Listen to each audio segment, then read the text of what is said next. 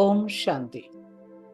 ഇന്ന് അല്പകാലത്തെ സിദ്ധിയുള്ള സെമി പവിത്രതയുള്ള എത്രയോ സിദ്ധന്മാരായ ആത്മാക്കളുണ്ട്. സെമി പവിത്രാത്മാക്കൾ, അവർക്ക് ധാരാളം സിദ്ധികളുണ്ട്. അവരെന്ത് ചെയ്യാറുണ്ട്? തൻ്റെ സാധനയിലൂടെ അനേക ആത്മാക്കളെ ആഹ്വാനം ചെയ്യുന്നു.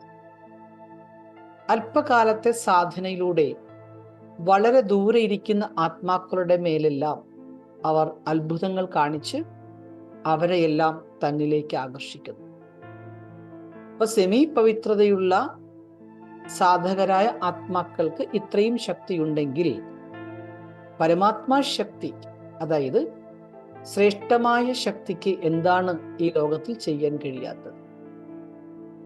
അങ്ങനെ പരമാത്മാ ശക്തിയിലൂടെ ലോകത്തിൽ വലിയ മാറ്റങ്ങൾ ഉണ്ടാക്കി കാണിക്കണമെങ്കിൽ അതിന് തീർച്ചയായിട്ടും ഏകാഗ്രതയുടെ അഭ്യാസം വളരെ വളരെ ആവശ്യമാണ്. ഏകാഗ്രതയുടെ അഭ്യാസത്തിലൂടെ ആത്മാ പവർഫുൾ ആകുന്നു, മീൻസ് ശക്തിശാലിയാകുന്നു.